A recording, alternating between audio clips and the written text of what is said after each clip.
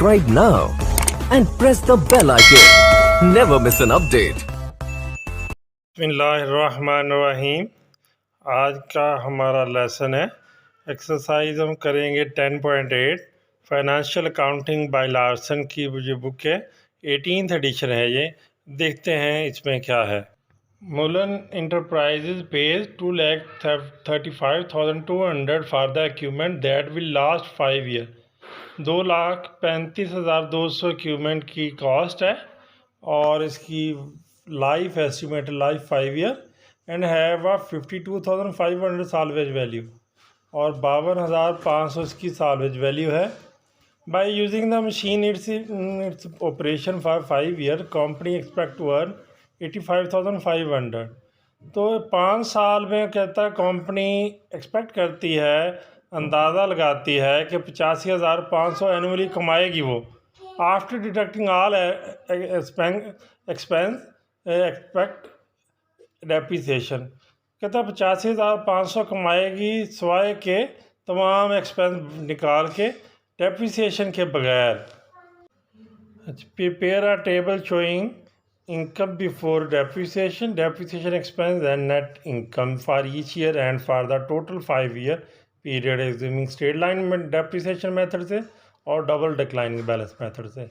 इसमें हमने दो चीज़ें मालूम करनी है, एक स्ट्रेट लाइन से, एक डबल डिक्लाइनिंग बैलेंस मेथड से, और टेबल बनाना है जो आपको इनकम बिफोर जो है डेप्रिसिएशन एक्सपेंस शो करे और उसके बाद वो आपको नेट इनकम बताए। तो इसको हम देखते हैं कैसे इसको फाइंड करेंगे हम। तो अब हम देखते हैं कि स्ट्रेट लाइन मेथड से पहले डेप्रिसिएशन कैसे निकालेंगे। तो स्ट्रेट लाइन से डेप्रिसिएशन निकालने का जो है वो मेथड जो है, स्ट्रेट लाइन का फार्मूला है cost minus salvage value divided by estimated life.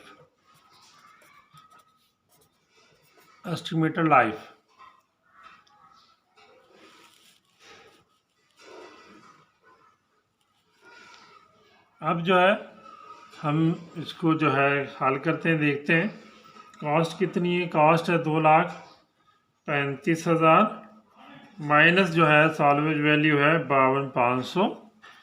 इसको डिवाइड करेंगे जब 5 पे, एस्टिमेटेड लाइफ है 5, तो ये आ जाएगा 36,540। ये स्ट्रेट लाइन मेथड से आ गया जी, 36,540 आ गया जी स्ट्रेट लाइन से। जी हमने पहले भी किया हुआ मेथड, इसलिए ये आपको इशू नहीं होना चाहिए।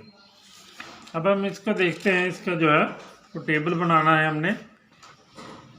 पहले आ जाता है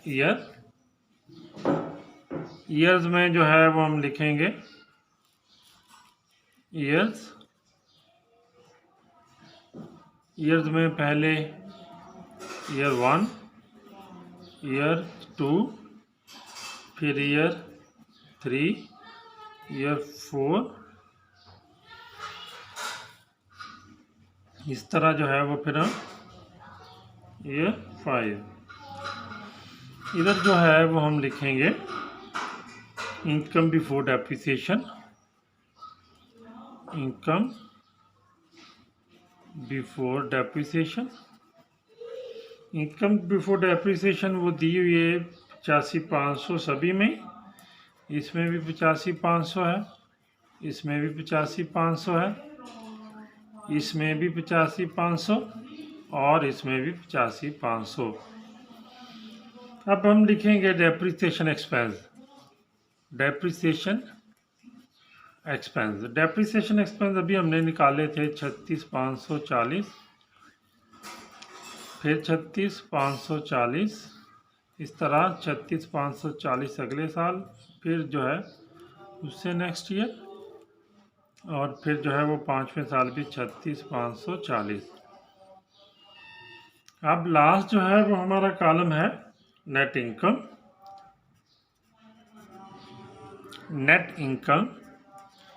इनकम कैसे फाइंड करनी है।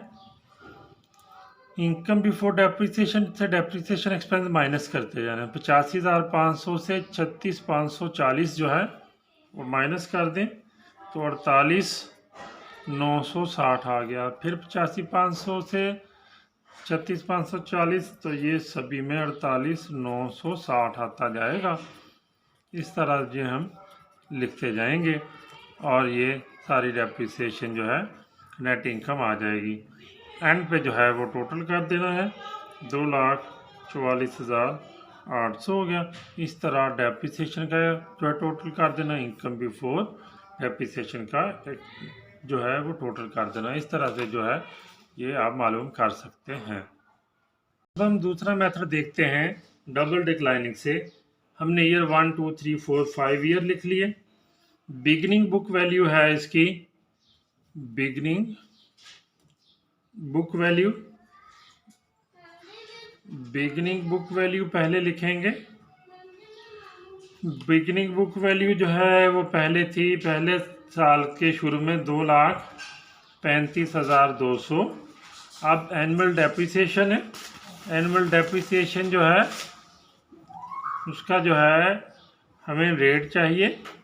एनुअल डेप्रिसिएशन का रेट हमने फाइंड किया है इसका पहले रेट का, ईयर को 100% को डिवाइड कर देना अगर हम लाइफ पे, तो मल्टीपल 2 से करना है, ये रेट आ जाएगा 40%। तो ये इधर हर जगह पे 40% आएगा। 40% लेंगे 2,35,000 का, तो ये आ जाएगा 94,080। और अकामुलेटेड डेप्रिसिएशन इधर लिखेंगे, अकामुलेटेड डेप्रिसिएशन, अकामुलेटेड डेप्रिसिएशन आ जाएगी यही 94,080। और लास्ट में ending book value, ending book value में जो है वो 2,35,000 से 94,080 माइनस कर देंगे, तो ये एंडिंग बुक वैल्यू आ जाएगी 1,41,120। तो यही जो है अगले साल में बुक वैल्यू दोबारा से 1,41,120 आ जाएगा। इसका 40% लेंगे तो ये बन जाएगा 56,448। 1,41,120 से 56,448 माइनस कर दें तो ये आ जाएगा 1,50,528। और इसकी जो है एंडिंग बुक वैल्यू कैसे आती है, बिगनिंग बुक वैल्यू से अकामुलेटेड डेप्रिसिएशन माइनस कर दें तो ये एंडिंग आ जाएगी 84,672।